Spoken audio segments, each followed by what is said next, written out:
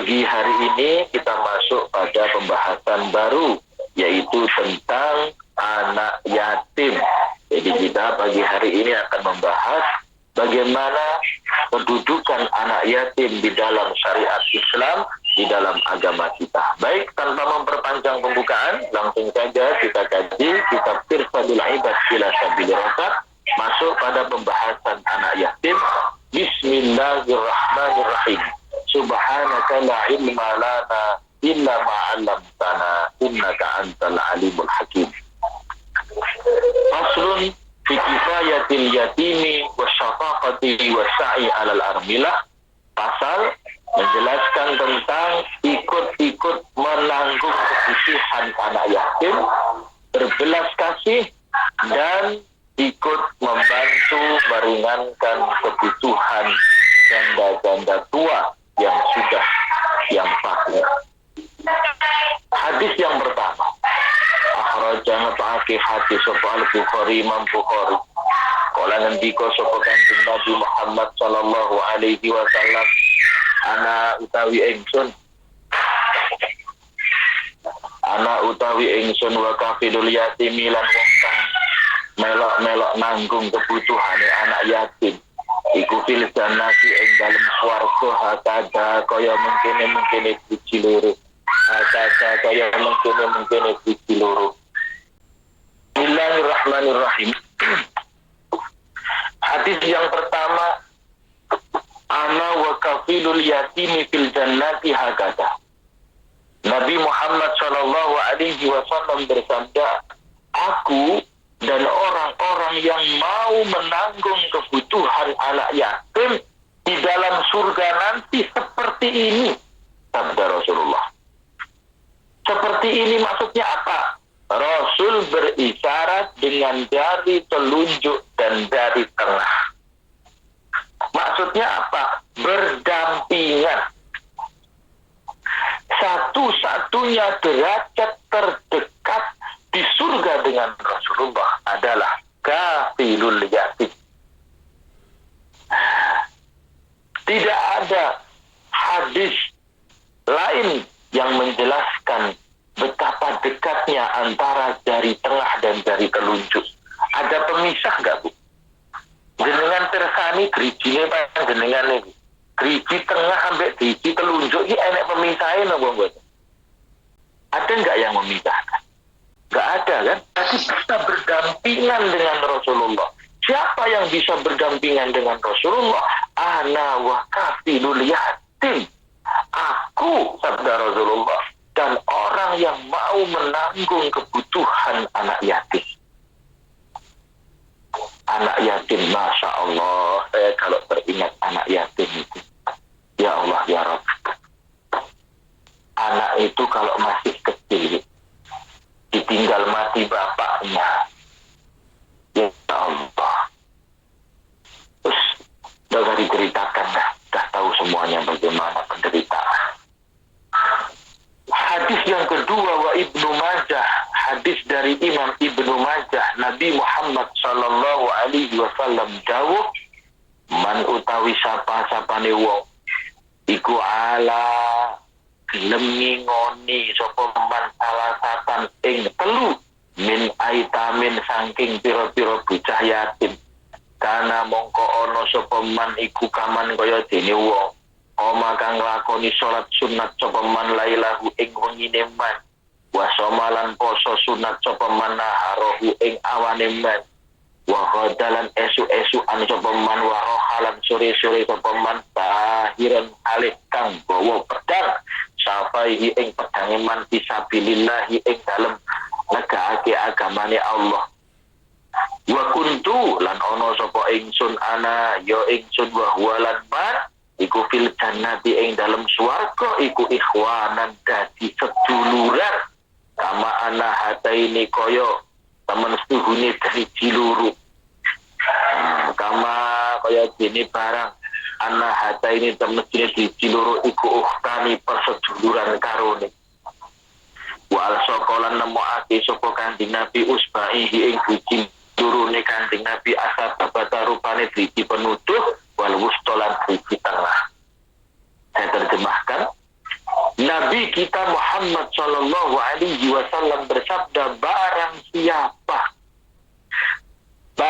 siapa memberi makan 3 anak yatim hari itu, barang siapa memberi makan 3 anak yatim hari itu, ingat 3 loh ya, man ala salasatan min aitamin, barang siapa memberi makan 3 anak yatim di hari itu, maka di hari itu yang memberi makan mendapatkan pahala sama dengan melakukan sholat malam 1 malam suntuk, dan sama dengan berpuasa di siang harinya, di pagi dan sore dihitung berjuang fisabilillah, dan aku serta dia berada di surga dengan persaudaraan seperti jari tengah dan jari telunjuk.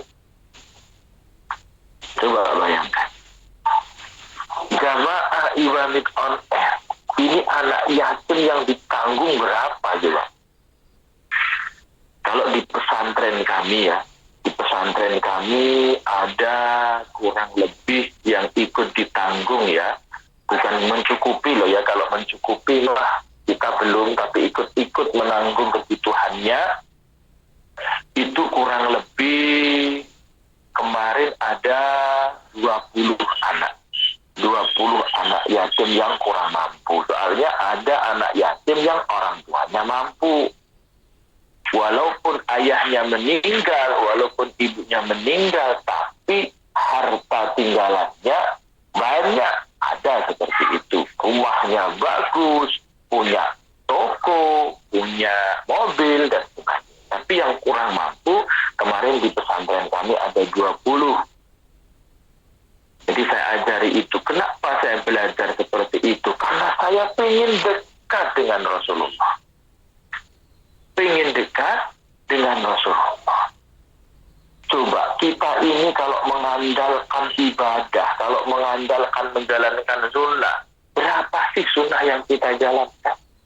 Tapi dengan ikut-ikutan menanggung kebutuhan anak yatim, Masya Allah, pasti kita akan dekat dengan Rasul. Dan barang siapa yang menanggung kebutuhan anak yatim, 3 saja anak yatim, maka dia malamnya dihitung sholat malam, siangnya dapat pahala puasa. Coba bayangin agak, siapa yang ikut-ikut menanggung kebutuhan anak yatim minimal 3, malamnya dihitung pahala sholat malam, siangnya dihitung pahala puasa, hari-harinya dihitung berjuang fisabilillah, dan besok di surga akan bersaudara dengan Rasulullah seperti dekatnya dari telunjuk dan dari tengah.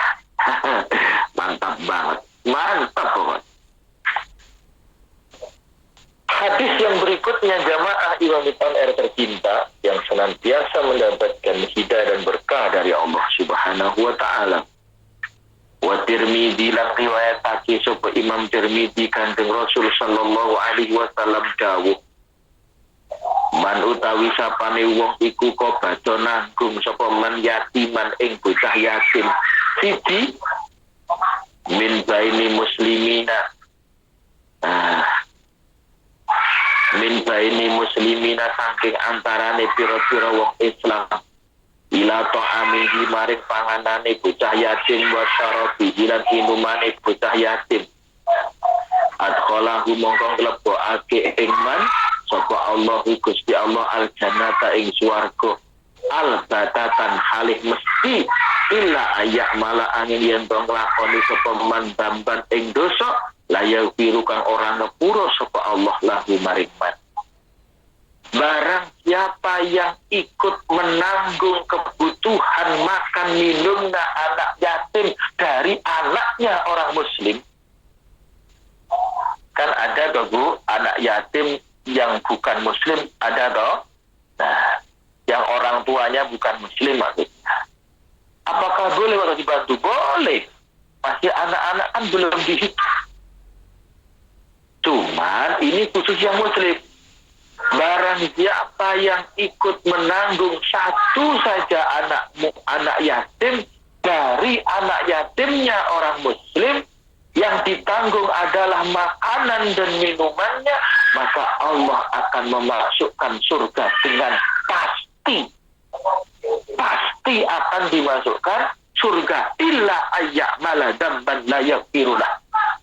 Kecuali orang itu melakukan dosa yang tidak diampuni oleh Allah. Apa dosa yang tidak diampuni oleh Allah adalah dosa besar. Dosa besar itu tidak akan diampuni oleh Allah jika tidak bertaubat. Kok sampai mati belum sempat taubat, maka tidak diampuni oleh Allah. Tapi kalau dosa-dosa kecil, maka terhapus dengan zikir, terhapus dengan istighfar, terhapus dengan sholawat, terhapus dengan mengaji, terhapus dengan ibadah-ibadah itu kalau dosa-dosa kecil. Kalau dosa-dosa besar, maka wajib bertaubat. Kalau tidak bertaubat, tidak cukup hanya dengan berzikir, tidak cukup hanya dengan ikut ngaji, bersolawat, dan sebagainya. Nah, barang siapa yang ikut menanggung kebutuhan anak yatim satu saja, pasti dimasukkan surga oleh Allah, kecuali melakukan dosa yang tidak diampuni oleh Allah, yaitu dosa besar yang sampai mati belum sempat bertaubat kepada Allah. Bisa jelas jamaah Imam on Air? Kita lanjutkan. Jamaah yang selalu mendapatkan hidayah dan berkah dari Allah Subhanahu wa ta'ala.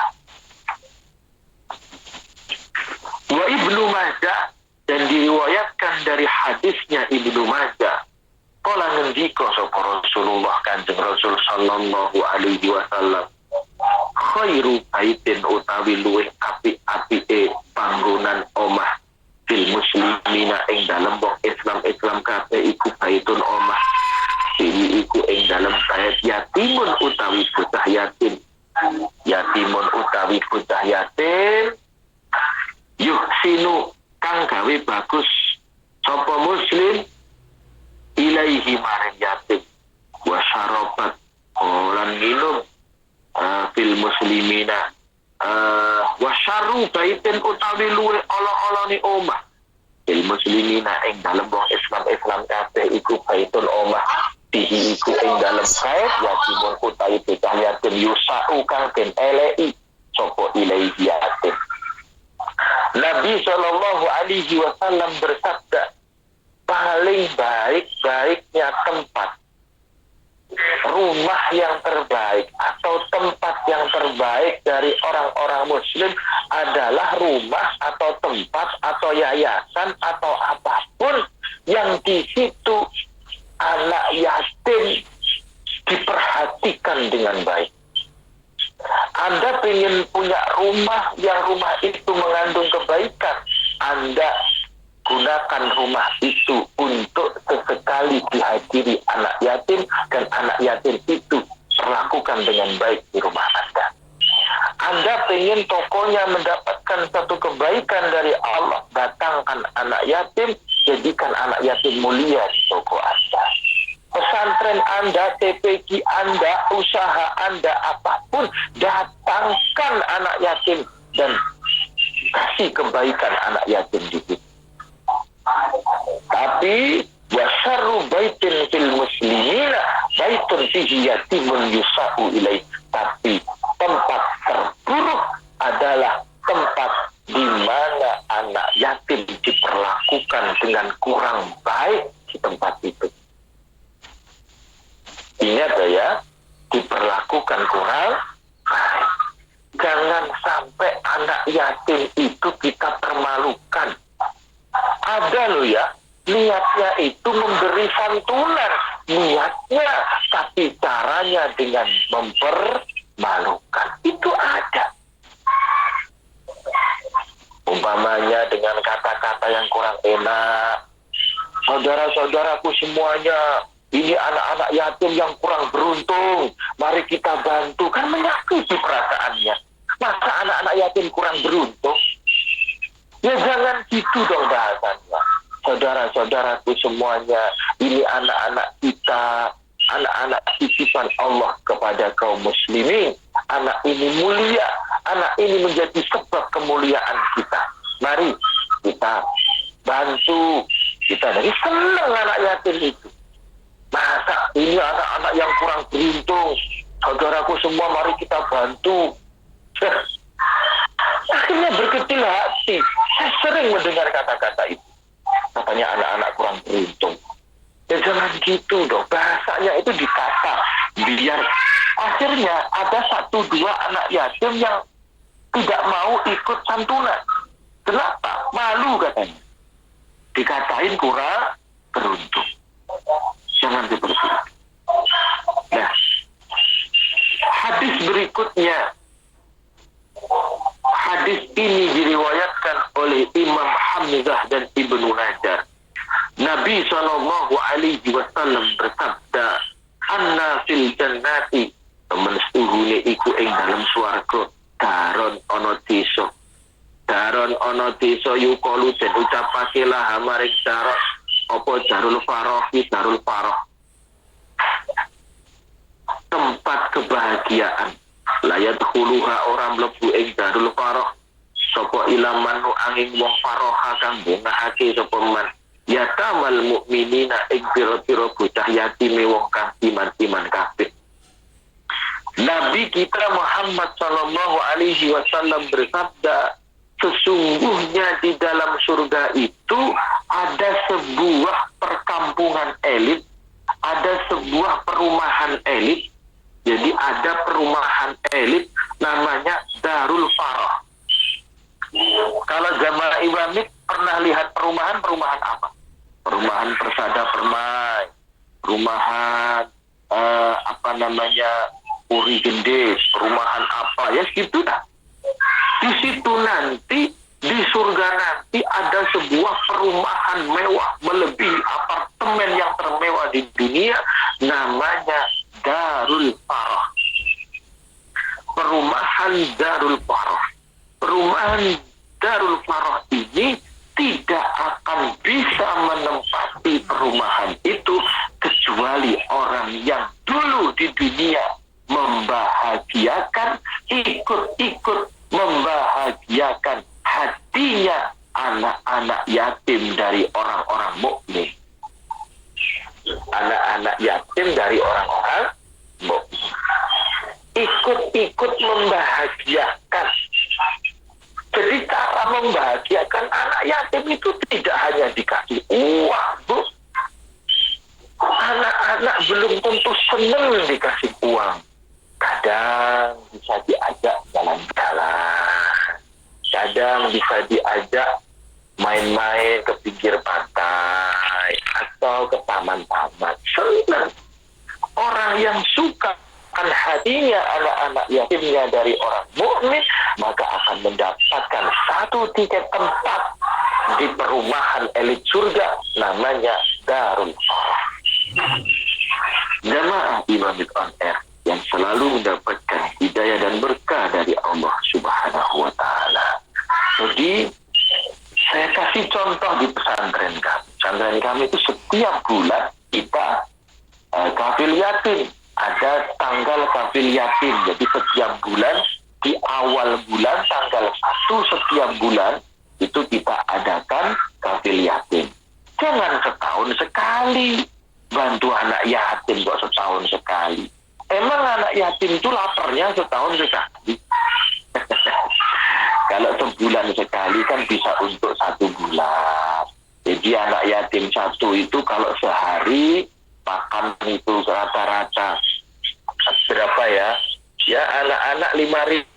Jadi cukup lah ya makan 5.000 kali. Ya anggap aja lah 15.000 sehari. Kalau 15.000 sehari, satu anak kan 1 bulan 450.000. Nah jadi insya Allah di pesantren itu dengan dulur-dulur pesantren semuanya kurang lebih ada 120 dulur-dulur pesantren itu jadi satu. Nah, jadi Jadi ya siapa yang mampu aja, yang mampu 2 alhamdulillah, yang mampu 3 alhamdulillah, yang mampu anak yatim 1 dibagi 3 alhamdulillah, anak yatim 1 dibagi 4 karena kebutuhan setiap bulannya 450.000 untuk makan dan minum. Itu makan dan minum yang sing syukur mangan lho Bu. Lima yo cukup betul. Tapi minimal kita sudah latihan untuk kebutuhan gitu. Jangan setahun sekali lah, masa santunan anak yatim setahun sekali. Kasian banget anak yatim. Nah gitu. Kalau setahun sekali anak 1 ya minimal 3 juta gitu barulah. Gitu. Nah kita lanjutkan. Wa Abu Ya'la, hadis ini diriwayatkan oleh Imam Abu Ya'la. Nabi kita Muhammad sallallahu alaihi wasallam bersabda, ana utawi ingsun iku awalu man kawitane wong yuftahu kang den buka lahu maring man apa babul jannati lawange swarga ila angin temen kuhune ingsun iku aro ningali sapa ingsun imro'atan ing wong wadon tubadiruni kang sisi sapa imro'ah ing ingsun. Pakulu mongko takon sapa ingsun ma utawi apa iku lagi keduwe sira. Waman lan utawi sapa. Waman lan iku sapa anti utawi sira. Aku sabda Rasulullah, aku adalah manusia pertama yang dibukakan pintu surga. Tiba-tiba ada seorang wanita yang mendahului aku. Jadi ketika pintu surga dibukakan untuk Rasulullah sudah masuk, tiba-tiba dari belakang ada seorang wanita, rombongan ibu-ibu, rombongan mbak-mbak yang tiba-tiba mendahului Rasulullah. Kira-kira kok ibu-ibu iwamit kira-kira. Ibu-ibu iwamit kira-kira. Wah, Allahumma amin. Akhirnya Rasulullah bertanya, Fa'akulu mana waman anti takul. Lalu Rasulullah bertanya, mbak, bu, jenengan ki sapa? Piye ceritane kok iso disi kula? Kanjeng Rasul derek tangkep. Takulu ngucap sapa imro'ah, ana utawi ingsun iku imro'atun wong wadon ka'atu nanggung sapa ingsun ala aitamin ing atase pira-pira bocah yatim li kedue ingsun. Aku adalah seorang wanita yang setiap hari menanggung kebutuhan anak yatim.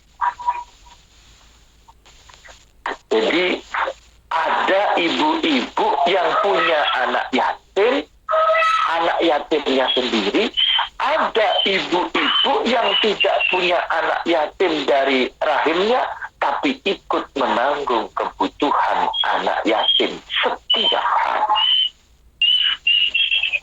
Maka ibu-ibu yang seperti ini nanti di surga bisa mendahului Rasulullah. Jadi Rasulullah masuk surga itu tiba-tiba dari belakang pala orang yang buri ini kan jadi malah meluari dhisik. Ditakoni mbek Kanjeng Nabi, "Bu sampe iso apa kok iso mlayu dhisik niku?" Ditane piye? "Oh, kula niku saged mlayu dhisik niki panjenengan gara-gara niku kula niku melok setiap dina niku kula gadah bocah yatim sing kula openi." Openi bocah yatim niku mboten penak lho Bu. Bocah yatim niku rata-rata nakal, rata-rata bandel, rata-rata wis ngoten niku bocah yatim. Karena efek dari stres, efek dari namanya juga ayahnya sudah meninggal, jadi efek dari macam-macam perasaannya akhirnya menjadi anak yatim itu rata-rata bandel kalau masih kecil. Itu seperti itu.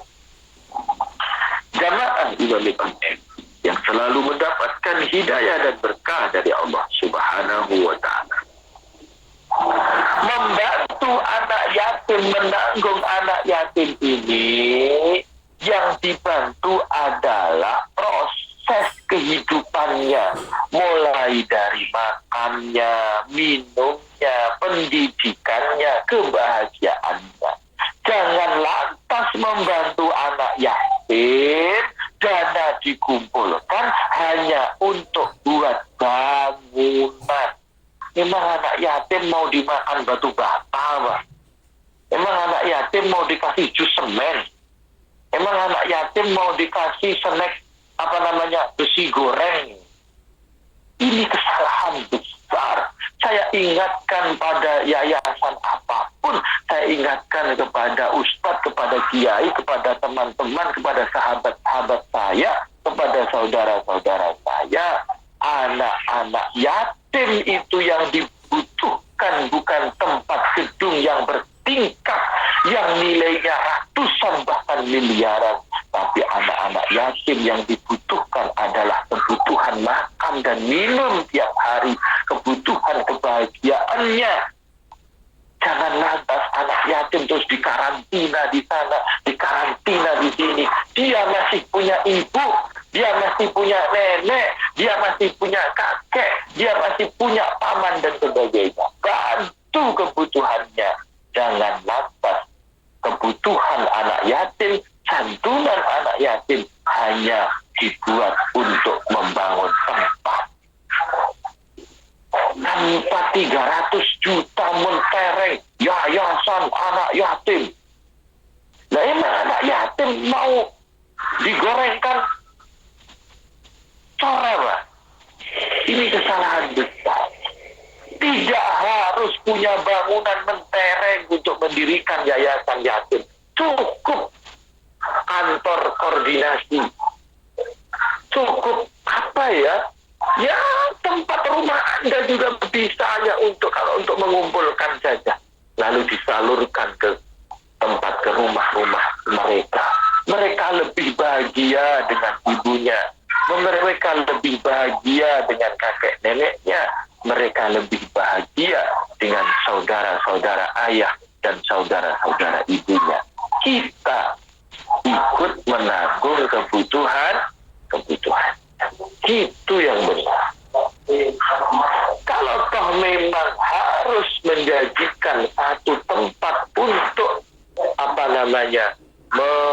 merawat anak yatim yang tidak terawat, nah itu bisa bekerja sama dengan negara. Jangan lantas terus kita santunan hanya dijadikan bangunan. Itu tugas negara. Negara membuatkan tempatnya bagi anak-anak yang terlantar, dari kita membantu kebutuhannya. Itu yang benar. Itu lebih tepat daripada kita kumpulkan satu demi satu hanya untuk bangunan yang kadang belum tentu digunakan untuk santunan anak yatim.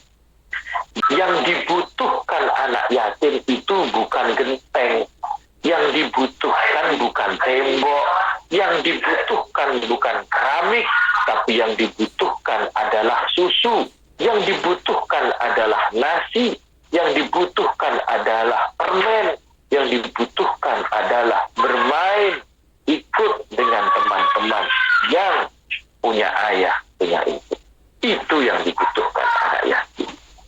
Hadis berikutnya diriwayatkan oleh Imam At-Tabrani, Nabi kita Muhammad sallallahu alaihi wasallam bersabda, "Wallazi demi zat ba'asani kang ngutus sapa Allah di ingsun bil haqqi kelawan begawa perkara kang bener, demi Allah yang telah mengutusku dengan membawa syariat kebenaran, la yu'adzibu ora bakal nyiksa sapa Allah Gusti Allah yaumal kiamat besok ing dalem dina kiamat man ing wong rahima kang welas asih sapa man al yatima ing bocah yatim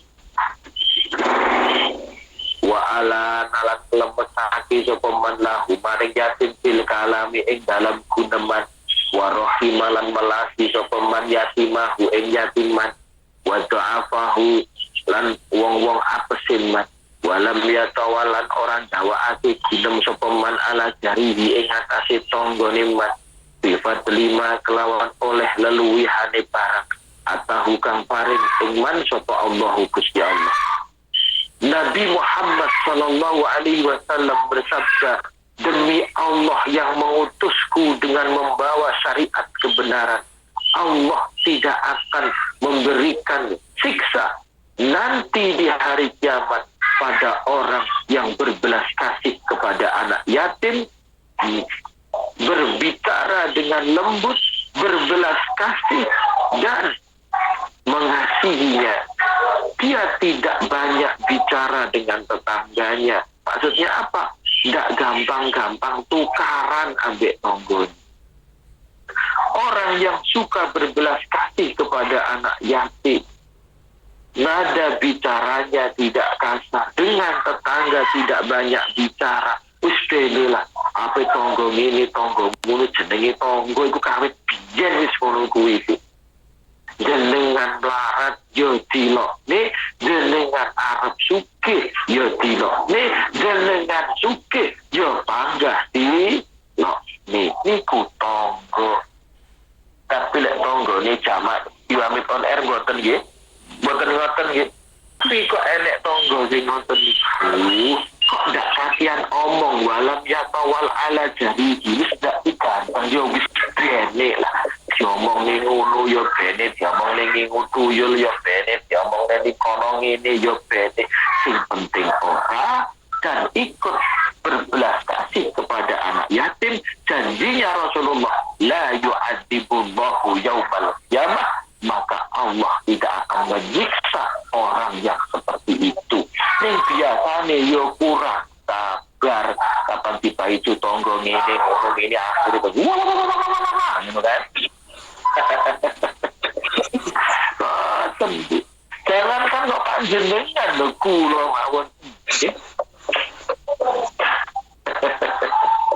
Tengko isi arep tuku ngene jareke ngono, isi arep ngono jareke ngene, wah orang ya ngoten niku urip karo tonggo.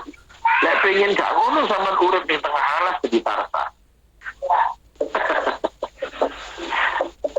Wa Ahmad, dan diriwayatkan dari hadisnya Ahmad, Nabi kita Muhammad sallallahu alaihi wasallam bersabda, man masaha ala ra'yi yatimin lam yasahullahu illallah kanat lahu fi kulli sya'ratin marat yadahu alaiha hasanah.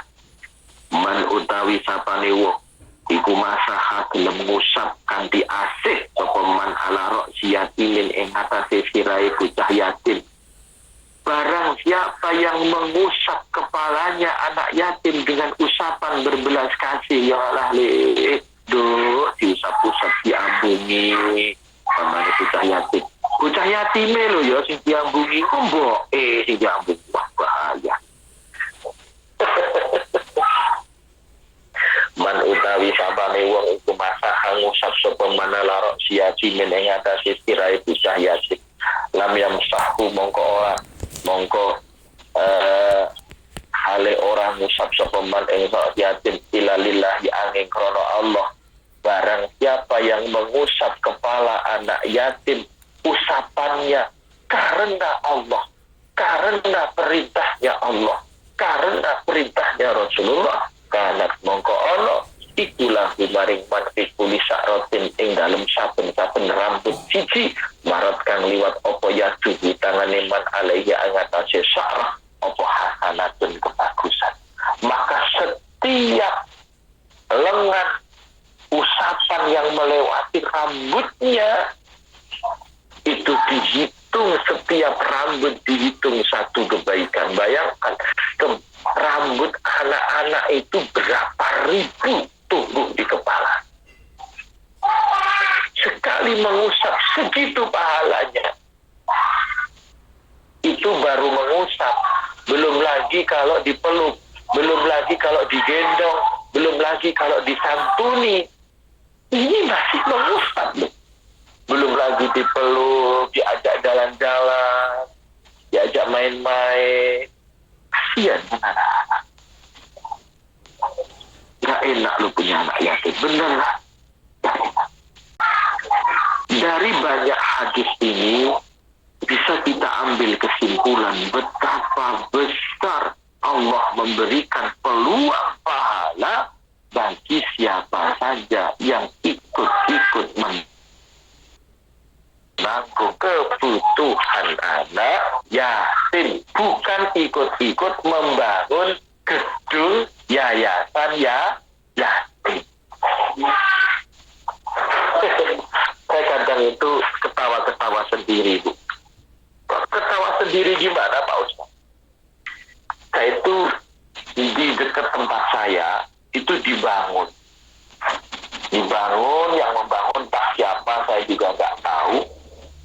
Tulisannya mohon doa restu akan dibangun yayasan anak yatim. Akhirnya betul tuh dibangun. Bangunannya 2 lantai. Bangunannya 2 lantai. Yang bawah ada ruko sebanyak 5 rukonya. Terus belakang ruko ada kamar kayak asrama gitu. Terus lantai 2 ada kayak musola sama kayak 1 ruangan dan toilet.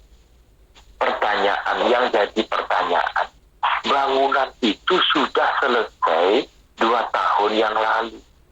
Kok sampai sekarang bangunan itu kosong? Katanya yayasan anak yatim. Kok nggak ada anak-anak yatimnya? Padahal bangunan itu kalau saya hitung dengan matematika saya, itu kurang lebih kalau 0,5 M habis gitu, Bang. Bener, bagus banget bangunannya. Modelnya bagus, kalau 0,5 M ada lah bangunan. Tapi sampai sekarang nggak ada. Buat apa juga nggak ngerti. Apa nggak kasihan anak-anak yatim itu? Kalau itu betul-betul dana untuk santunan anak yatim 500 juta, bayangkan. Berapa anak yatim yang sudah terbantu dengan 500 juta? Kalau saja anak yatim itu 5 jutaan dibantu, diberikan beras untuk makannya setiap hari, maka yang terbantu sudah berapa? 100 anak. Masya Allah. Seperti itu. Jadi jamaah Iwamid jangan hanya berlomba-lomba untuk membuat bangunan, tapi anak yatim yang dibutuhkan bukan bangunan, tapi yang dibutuhkan adalah santunan. Kafil, bukan man kana baitan yatimen, orang ngono kan sing Nabi dawuh ndak ngono. Sing sapa wonge gaekne omah bocah yatim besok jejer karo aku. Gak, man kafala yatimi kafilun yatimi ana wa huwa kahataini bilikata. Orang yang ikut menanggung kebutuhan anak yatim. Anak yatim itu yang dibutuhkan bukan rumah. Masa bocah yatim dibutuhkan ke omah, masa bocah umur 2 tahun, masa tahun dibutuhkan omah. Bukan rumah yang dibutuhkan. Mereka sudah punya rumah, ikut ibunya, ikut bapaknya, ikut kakeknya, ikut pamannya. Dia punya rumah, nggak punya kamar. Yang dibutuhkan adalah ta'am wa syarab, makan dan minumnya. Ini harus dipelajari benar-benar nih. Ya. Jadi itu saja yang bisa saya sampaikan pagi hari ini dari kajian kitab Irfadul Ibad ila Sabila Rasa tentang membahas anak yatim. Kita lanjutkan minggu depan masih seputar keajaiban orang-orang yang ikut dan anak yatim. Apa saja keajaibannya dan bagaimana keajaiban itu diberikan oleh Allah kepada orang-orang yang istimewa ini. Siapa orang ikut menanggung anak yatim? Kita bahas minggu depan. Apa mau bertanya? Saya punya saudara, tapi ditinggal ayahnya meninggal, tapi sudah SMP. Itu wajib nggak kita untuk memberikan santunan apa? Dan satunya lagi SMA sama SMP itu apa? Matur Mbah Nuwun. Ada batasnya kah untuk mengurusi anak yatim itu apa? Yang dimaksud anak yatim adalah anak yang di kandungan sampai balik. Yang dimaksud anak yatim adalah anak yang sudah bernyawa berada di kandungan. Berarti umur berapa? Mulai umur 4 bulan di kandungan kok sudah meninggal salah satu orang tuanya, tapi yang lebih utama adalah ayah, sampai dia balik. Balik itu rata-rata umur berapa, Bu, baliknya? 14, 15? Kalau putri biasanya umur 9. Umur 10 lah ya. 9-10-an nggih. Kalau laki putri, laki-laki sekitar umur 13 ya. 13-an nggih, SMP. Saya usia SD gitu ya anaknya. Jadi yang dimaksud anak yatim itu yang paling enak aja dah, anak usia SD. Jadi kalau sudah SMP itu bisa tergolong yatim sudah, atau bahkan sudah tidak tergolong yatim karena sudah balik. Seperti itu. Itu namanya anak yatim. Kenapa syariat Islam yang dimaksud yatim adalah anak yang masih dalam kandungan sampai balik? Karena anak usia balik ke atas itu sudah bisa secara Islam loh ya. Secara Islam sudah bisa menghasilkan nafkah sendiri. Gitu loh. Seperti saya dulu Bu, SMP itu sudah nggak minta uang sama orang tua. Sudah bisa kerja saya. Sudah jualan es, jualan es lilin itu. Jadi seperti itu Islam mengajarkan kepada anak-anak. Nggak seperti sekarang. Anak tua SMA ya, boleh menjalui duit atau pegawai. Gimana? Nggak seperti itu. Ajari anak Anda untuk berbisnis sedini mungkin. Jadi mulai SMP ajari untuk bekerja, ajari isa-isa, ajari kon ngene, kon ngono, kon nunggu toko dan sebagainya. Seperti itu. Jadi pertanyaan Ibu, kalau anaknya sudah SMP, anaknya sudah SMA, maka sudah tidak tergolong anak yatim. Itu. Tapi kalau contoh jenengan ikut membantu juga boleh-boleh saja, tapi nilainya bukan bantuan untuk anak yatim. Bisa dipahami, Bu? Bisa dipahami? Insya Allah bisa, Mbah. Matur Mbah nuwun. Nggih. Saja nggih. Terima kasih. Assalamualaikum warahmatullahi wabarakatuh. Waalaikumsalam warahmatullahi wabarakatuh.